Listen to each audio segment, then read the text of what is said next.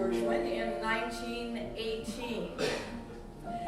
So much has been written about George, more than any other American composer, and when you add the information on Ira, it seemed like an impossible task to try to figure out which anecdotes to share with you or which of the over 700 songs to sing. And I couldn't decide, so I'm going to do them all. Yay! Thank goodness for my friend and musical ally, Mr. Jim Howard.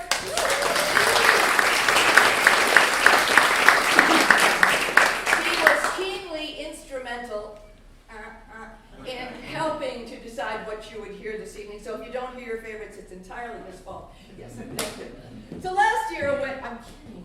It's not his fault. Last year, when our show ended, it ended with George's passing. Well, after all, what more was there to say? As it turns out, quite a bit more.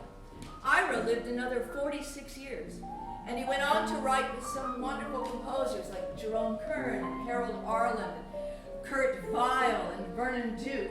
So later on in the show, we're going to be exploring more of Ira's songs. But right now, we're going to leave the comfort of Ira's Beverly Hills living room and travel back to their beginnings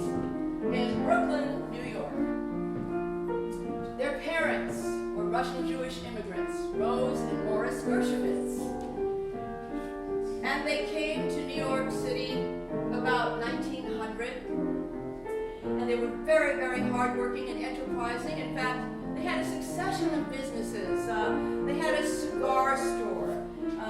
They had a betting parlor. They had a Turkish bath with a lending library. Very creative. They had 4 children to support. Their youngest son was Arthur, and then they had daughter Frances, or Frankie, then was Jacob, George, and the eldest was Israel, Ira. Now, if you looked out the window from their apartment, this might be a scene that you would have seen at that time, horse-drawn streetcars, or maybe push carts with goods and services going right past your stoop. And every immigrant wanted to have music in the household. Having a piano was not considered a luxury. It really was considered a necessity for the culture, for the children. So they struggled hard to find that $1 a week to rent that piano. And when they hauled it up through the brownstone window and it landed on the living room rug, it was not Ira who ran over to play it, because that's who they bought it for, but it was George. He sat down and he played a song perfectly without ever having had a lesson. They were astounded. How did he do that? Well, he'd surreptitiously been practicing on a neighbor's player piano, so he knew exactly where to put his fingers. Nonetheless, they recognized that he had some incredible talent. So the lessons went to 12-year-old George. Was Ira jealous? Was Ira upset? No. Ira was studious, bookish, introverted, and he was George's biggest supporter. So he was very happy that George got the lessons. George was very outgoing, loved the limelight. He was the roller skating champion of Brooklyn, for goodness sake. He loved to fight, he loved to play stickball, but music, all of a sudden, became it. In 3 years, he learned all that his teachers could teach him. He quit school.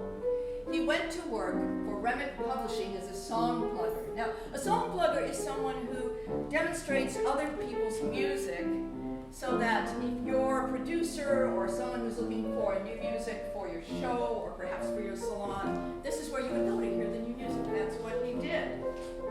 He also was a rehearsal pianist for Broadway shows and made a lot of great connections in the business. And he cut over 120 piano rolls. Now, you don't see too many of these anymore, but maybe your grandparents told you about them. This actually belonged to my grandparents. This is about 95 years old. So this is a piano roll, and when I was going through the collection, I couldn't believe it when I looked and there was Swanee. So, this was George's first big hit. It made him $10,000 by the time he was 20. That was huge in those days.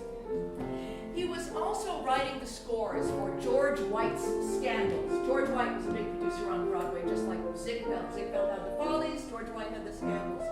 In the orchestra of the Scandals was a new friend for George. His name was Paul Whiteman, and they struck up a great relationship. Paul Whiteman started to form his own orchestra, and he asked George to write a concerto. Well, it took George 3 weeks, and this concerto changed the world's perception of George from a Tin Pan Alley song plugger to a world-class genius composer, America's Mozart, if you will. When this piece premiered in Aeolian Hall, in the audience were Fritz Kreisler, Yasha Heifetz, Stokowski, Stravinsky, Rachmaninoff, Khrushchev, Putin. Thank you. This is what they heard.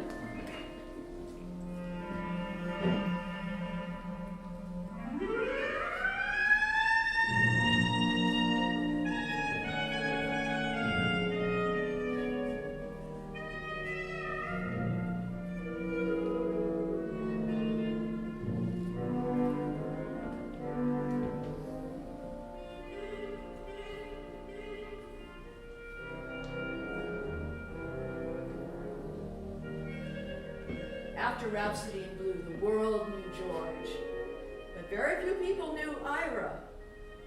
In fact, there was a British critic who referred to Ira as George's lovely sister. So what was that slacker doing all this time? Well, he was handing out towels at his father's Turkish bath, and he was doing the books for his father. But he was writing. He was writing with other composers. He was writing poetry. But he was writing under a pseudonym, Arthur Francis. He'd taken a combination of his younger brother and his sister's name because he didn't want to trade on George's success. He had such great character. One of his poems got published in Life magazine. It was called The Music Hour. And it was a combination of 49 names of Russian composers. Now, if you fast forward about 20 years, this was renamed Tchaikovsky and put into the film Lady in the Dark, sung by Danny Kaye. So here is Danny Kaye singing 49 Russian composers' names in 39 seconds. I love Russian composers.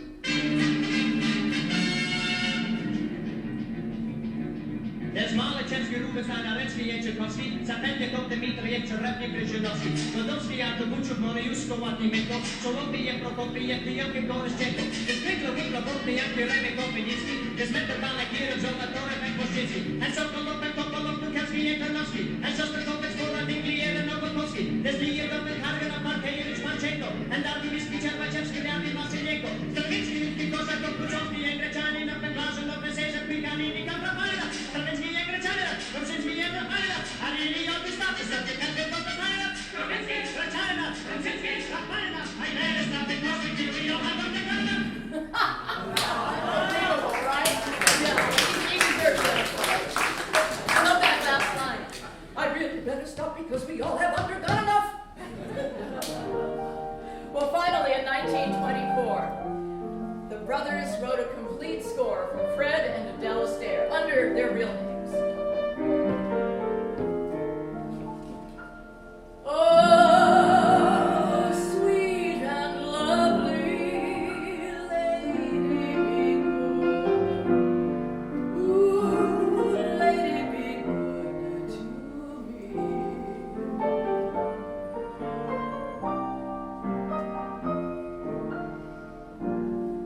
I am softly misunderstood. So, lady, be good to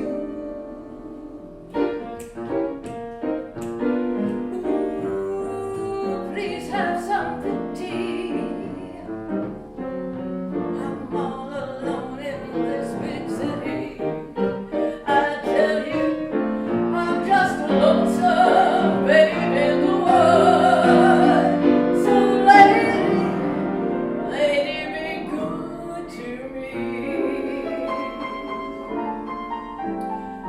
Lady Be Good firmly established Ira as a first-rate lyricist and George's lifelong writing partner. Now, quite often, producers will cut perfectly wonderful songs from shows. Maybe the show's running a little long, maybe it doesn't suit the scene or the star. And such is the case with some of the Gershwin songs. When that happened, though, they weren't into the trunk to be repurposed for shows and projects down the road. This is the case with the next two songs cut from Lady Be Good.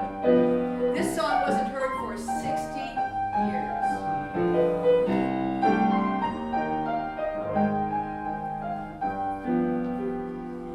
I'm a little jazzbird, and I'm telling you to be one too.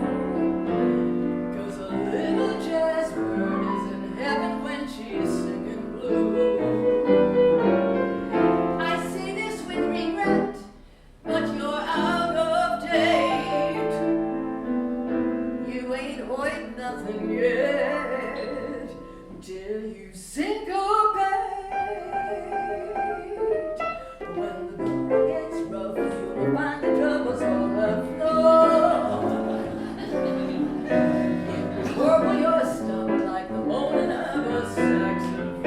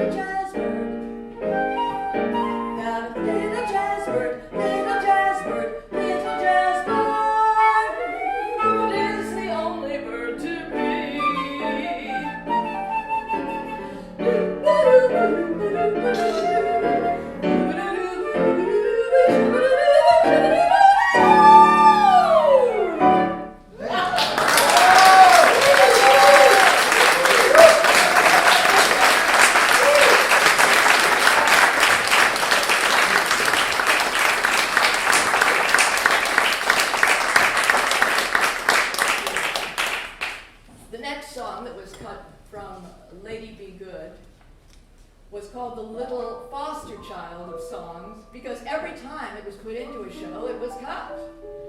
Until Helen Morgan and Sophie Tucker recorded it.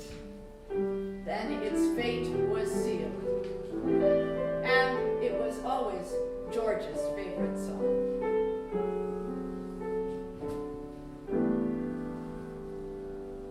When the mellow moon begins to beam, every night I dream a little dream. And of course, Prince Charming is the theme that he was.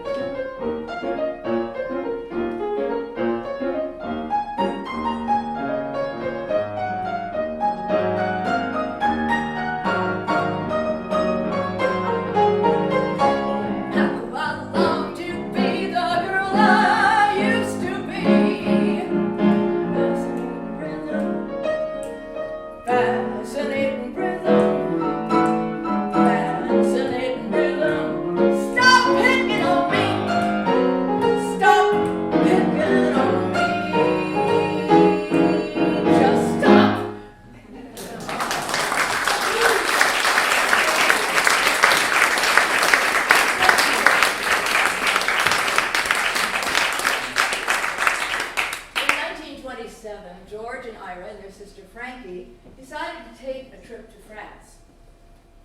George was ready for the inspiration of a new country, and he also wanted to study with two composers he knew would be there at that time. Now, I know it may sound a little odd to you considering he was already a world-renowned composer.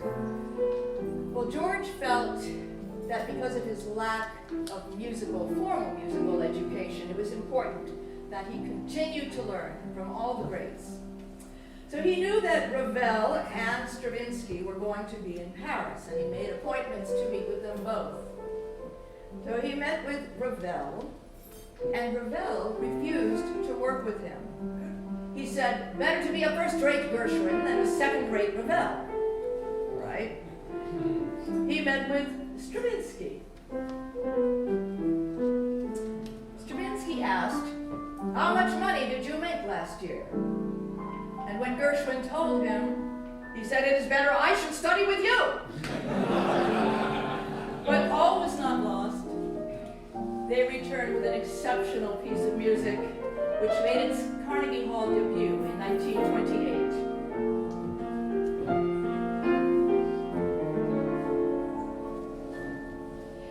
An American in Paris on a holiday. An American in Paris, just a girl at play. Neath the magic of the city, neath the sky so gray. She hears a voice calling over the sea.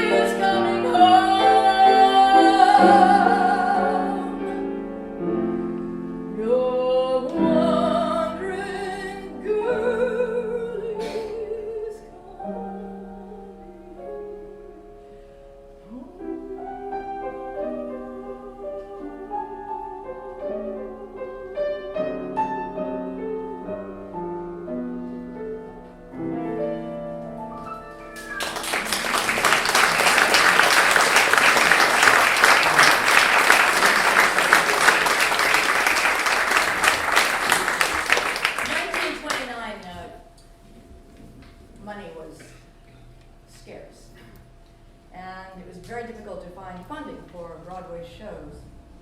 Somehow, the film industry, though, was starting to burgeon, and Fred Astaire suggested to George and Ira that they might want to start writing for film and spend half the year maybe in Los Angeles and half the year in New York. Now, New York and LA are as different as George and Ira. George loved New York. He loved the action, the pace. Ira loved the blue skies, the laid-back attitude of Los Angeles, but they managed to make it work. They rented a home in Beverly Hills on Roxbury Drive that was considered the street of the stars. In fact, some of their neighbors were Lucille Ball and Bing Crosby and Fanny Bryce. And they had some very good film success with Damsel in Distress and OK, Funny Face. But they also had a major Broadway success in 1930. And not to be a name dropper, but this show marked the debuts of Ginger Rogers and Ethel Merman. And in the orchestra playing as sidemen on opening night were Red Nichols, Jack Teagarden, Benny Goodman, Gene Krupa, Glenn Miller, and George was conducting.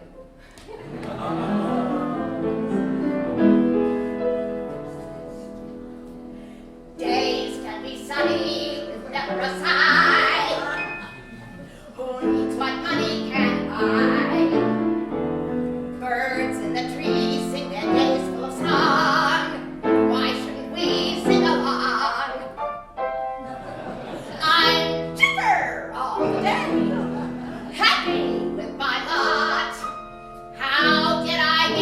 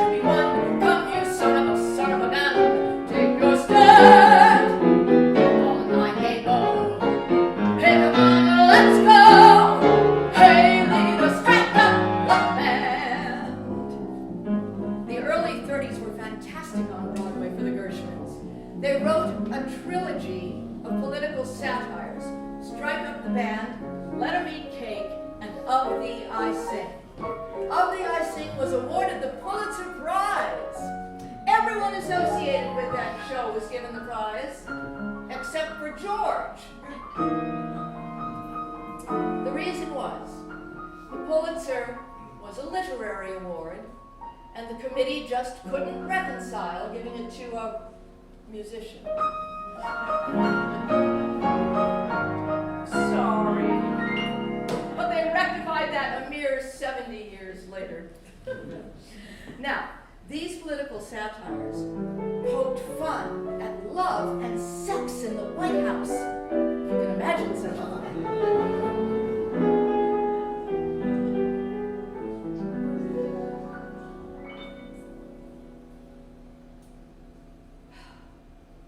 I've got a crush on you. Yeah, you. Sweetie pie. All the day and night time. Hear me sigh. Don't be nervous. I never had the least notion that I could fall in such emotion. Could you care for a friend another?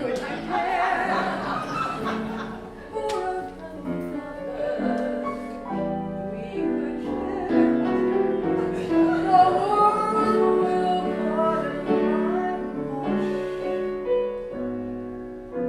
'Cause I have got a crush, my darling, on you. The answer, baby, you have got that certain thing, baby. You're my silver lining, you're my sky of blue. There's a love light shining all because of you. Of thee I sing, baby. Summer, winter, autumn, and spring, baby. Shining star and inspiration, worthy of a mighty nation. Of thee I sing, of thee I sing, baby. You have got that certain thing, baby. Shining star and inspiration, worthy of a mighty nation. Of thee I sing.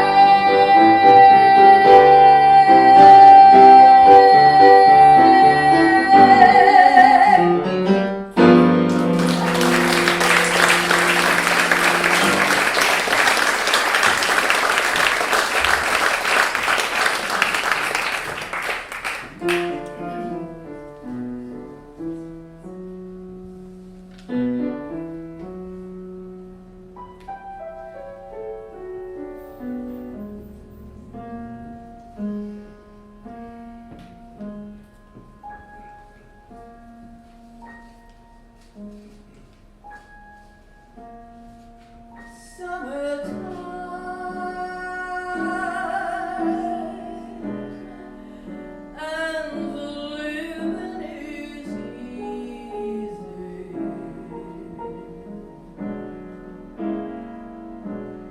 Fish are jumping, and the cotton is high.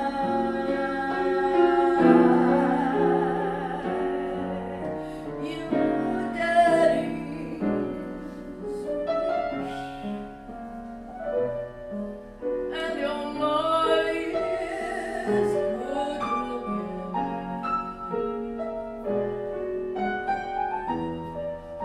So hush, little baby, don't you cry.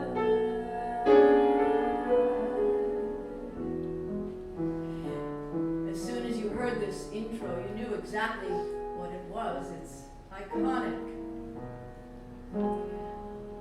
George and Ira's sister-in-law had read a novel called Porgy, written by DuBose Hayward. She was very taken with it. She brought it to them, and they as well were taken with it and couldn't wait to musicalize it. It took them 2 years. And it was very important to them that the lyrics, the rhythms, be authentic. So they moved down to the lowlands of South Carolina, an area called Gullah country. Gullah is the dialect that was spoken down there. It's a mixture of French, Creole, African, English, and they immersed themselves in the society that was very, very well accepted. Well, with Porgy and Bess, George was able to reconcile both his loves of classical and popular music.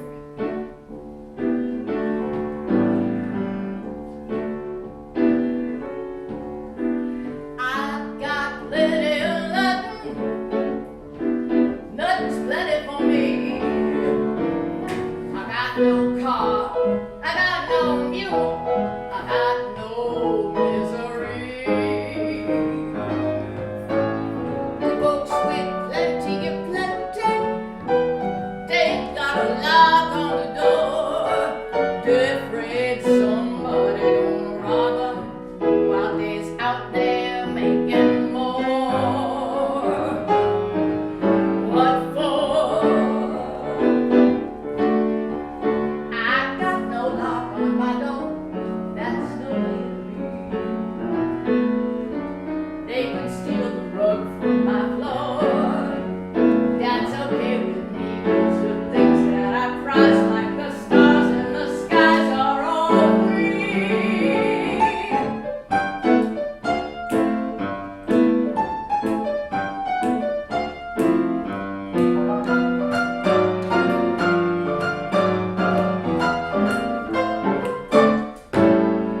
Methuselah lived 900 years. Methuselah lived 900 years. But what good is living when no gal ain't given to no man? What's 900 years? I'm preaching this sermon to show that ain't necessarily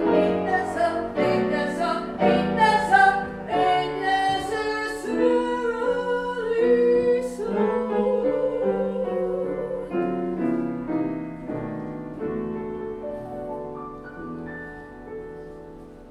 I loves you, Porgy. Don't let him take me. Don't let him handle me and drive me mad. If you can keep me, I want to stay with you forever, and I'll be glad.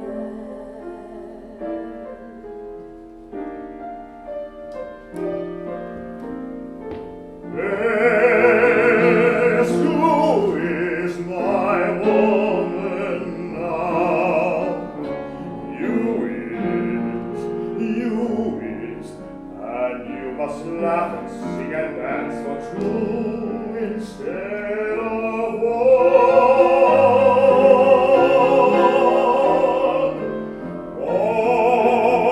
What's the wrinkle on your brow? How? Because the sorrow of the past is all undone. Oh, Bess, my Bess.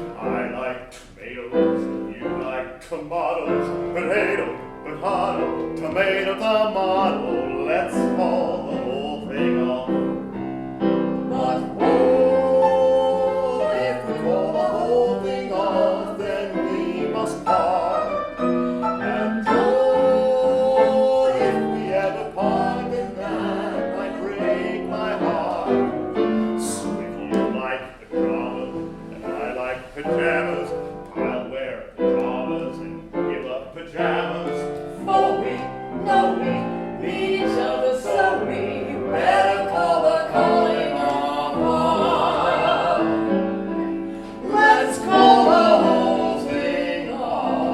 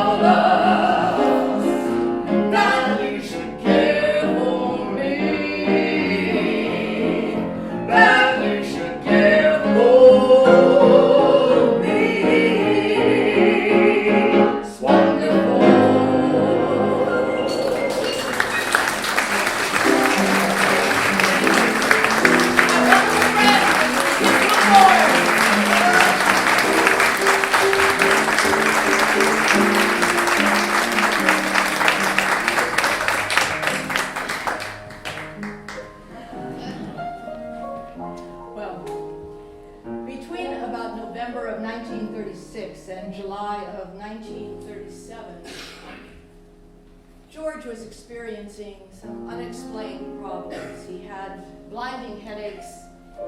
He fainted while getting a haircut. He was conducting a concert and nearly fell off the podium. A few months later, he was actually playing a concert and completely forgot where he was in the piece. He would go to doctors, but the diagnosis would always come back, oh, you're overworked, you're stressed, you just need rest. Even skeptical friends ignored his complaints. One night after dinner at the Brown Derby, he fell to the ground, and a friend said, oh, just leave him there, all he wants is attention. Even Ira began to believe that George's symptoms were psychosomatic, and for this Ira would never forgive himself. By the time the brain tumor was discovered, it was too late, and George was gone. That was July 11th, 1937. Naturally, Ira lapsed into profound grief. He was George's closest friend and ally, not just his brother. And Ira wanted to die. But every night, George would come to him in his dreams, telling him that he had to live, that he had many more songs to write. And through the love of Ira's wife Lee and the love of his composer friends, he was able to gradually return to the world he used to know. But it took quite a while. In fact, Jerome Kern and Harold Arlen would come over to his house and they'd play poker and they'd play pool, and they'd even force him to write just to keep his hand in the game. So they wrote songs never meant for publication, but songs with titles that obviously referred to George. Titles like Once There Were Two of Us, Something's Wrong, I'll Supply the Title, You Supply the Tune. But Ira recalls the exact moment that grief lifted. He said that he decided to go over to the record player and put on the recording of Fred Astaire singing Shall We Dance, which had been written in this very room the year before. Why keep nursing the blues? If you want this old world on a string, put on your dancing shoes. Ira could feel George's presence, smiling and approving, and the room was filled with light and laughter, and he was ready to go back to work. So when the offer came in from playwright Moss Hart and Kurt Weill to write a play with music, Ira was ready. Now, Ira was often asked what comes first, the music or the lyrics. Ira always said the contract. But with George, it was always the music that had come first. Ira had to learn to set his words perfectly into each note, and he did. And that earned him the nickname, the jeweler. Just as a jeweler would set a gem inside of a setting, Ira set his lyrics perfectly to George's notes. But with Lady in the Dark, this project with Kurt Weill, he was able to write the story first. Thus, it gave him the greatest freedom that he'd ever had. Lady in the Dark was a tour de force and a classic book, mostly written by Ira. It starred English music hall star Gertrude Lawrence and Danny Kaye. And this song from the show remains a jazz classic.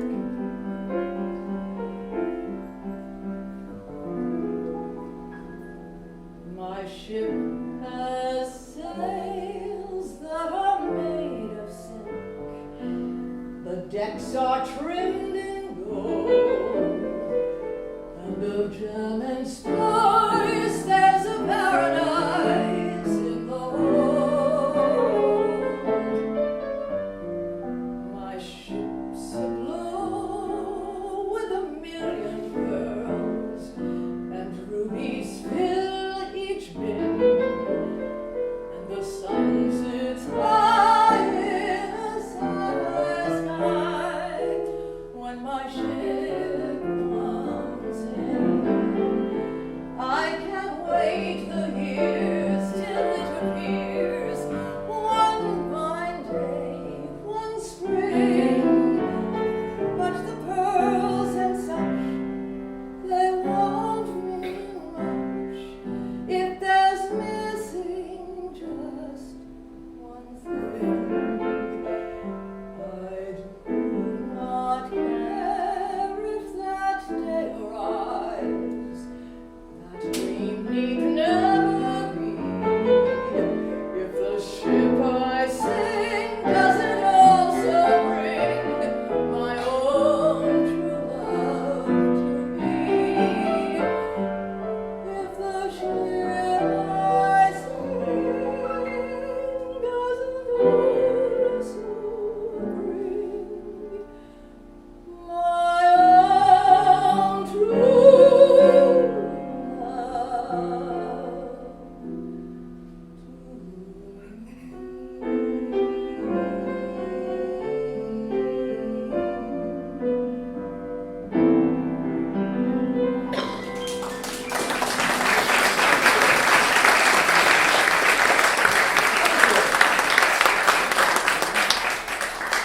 Gene Kelly was as close a friend to the Gershwins as Fred Astaire was, and he had a wonderful idea.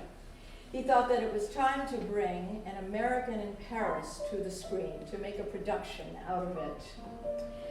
And his idea was that Ira should collaborate with George. Isn't it too late for that?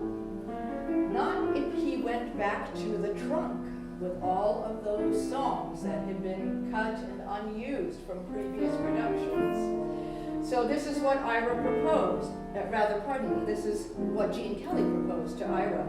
He said, if you choose the songs, we'll write the story of An American in Paris around the songs that you choose. That's what happened. So Gene played an American GI trying to be a painter in Paris. Leslie Caron was a lovely young star. And Gene introduced this waltz parody, very tongue-in-cheek, Viennese waltz parody called By Strauss.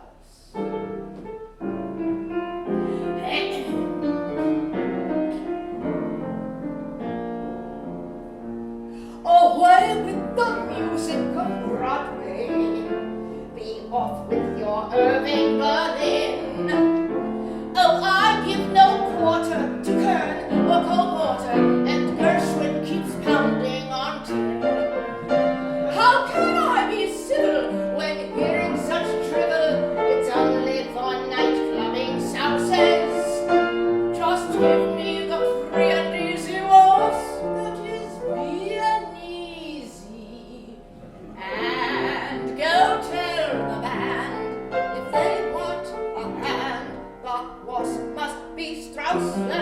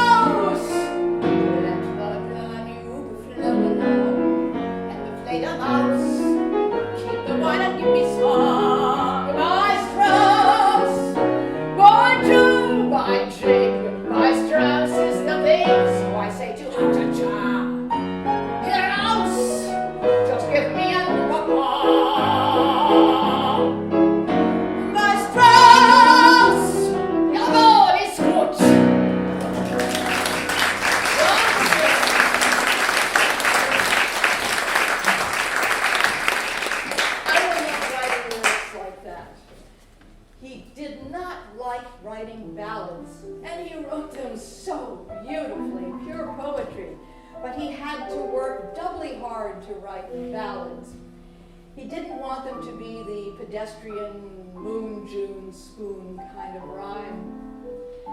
So he worked on his biggest hit, which sold 600,000 copies, written with Jerome Kern, for the movie CoverGirl in 1944. 17 drafts of this were issued before he even considered having it published. This movie starred the lovely Ava Gardner and Gene Kelly again. Oh, is it Ava? No, it's not Ava. It's Rita. Oh, Rita, Ava, redheads. At any rate, 600,000 copies of this song were sold. This became the anthem for the soldiers and their wives and girlfriends back home. Long ago and far away, I saw a dream one day, and now that dream is here beside me. Long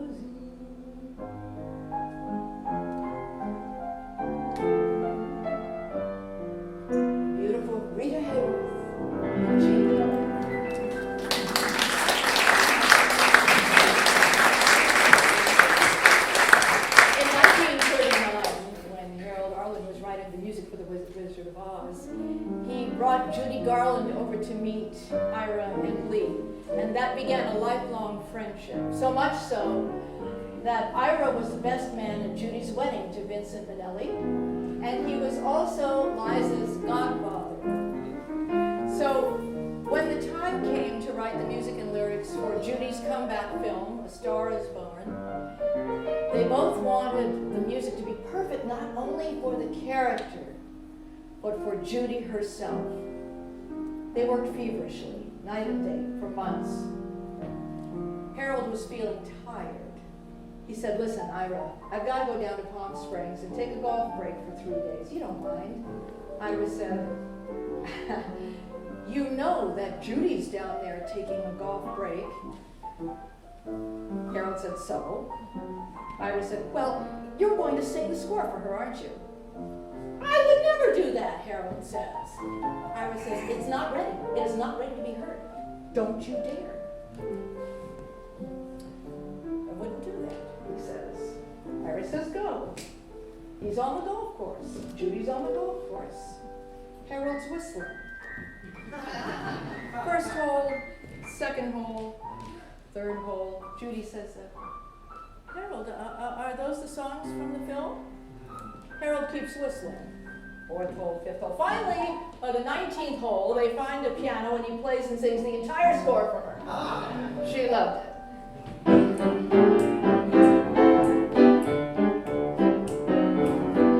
Was hot this, not so hot this. Hey, that shy one, come be my one. Please don't run sharp. Want no pressure. I can't compel you to buy what I sell you, so I've got to tell you like so.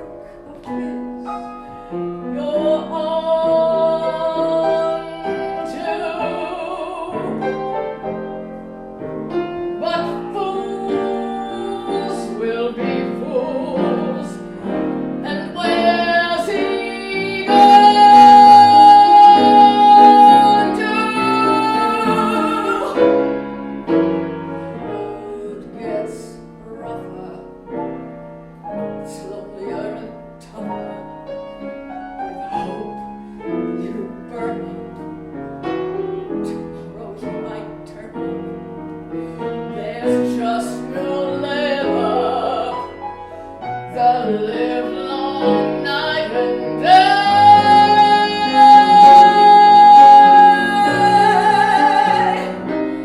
Ever since this world began, there is nothing sadder than a one-man woman looking for the man that God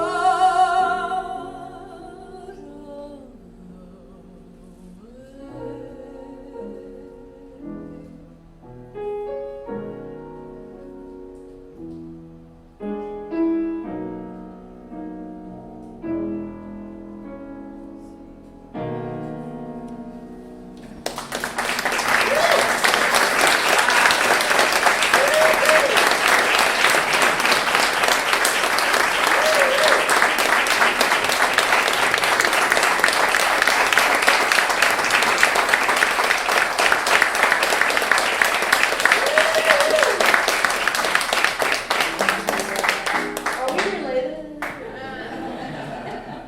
Thank you. That was Ira's last great song, written exactly 30 years after The Man I Love.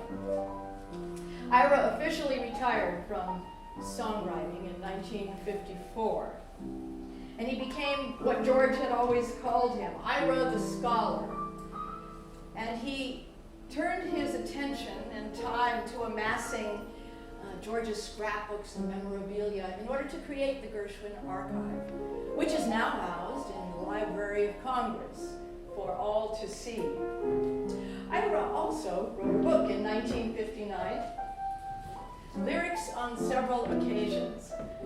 It's a wonderful read, and it gives you a lot of insight into his thought processes, if you can find it.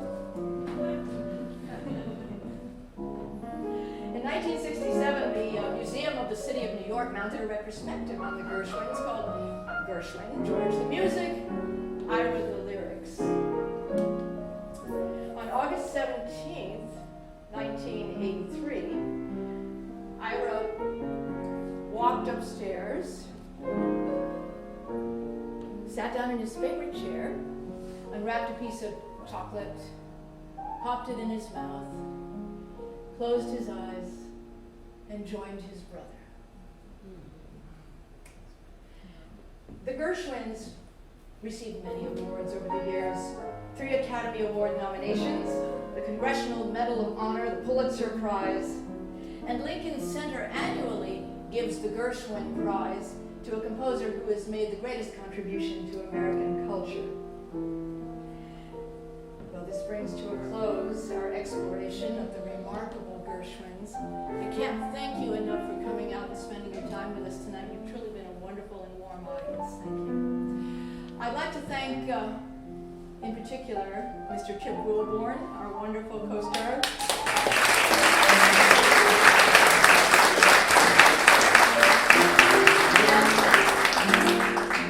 The man who had the idea for this show and asked me to spend 9 months of my life writing it is Mr. Brad Powell, our director.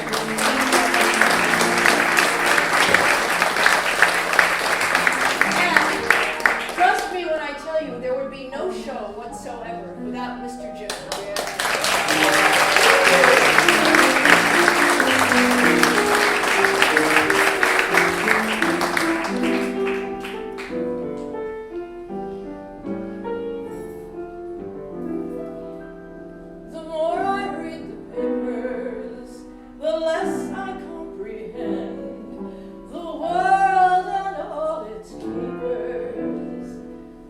How it all will end.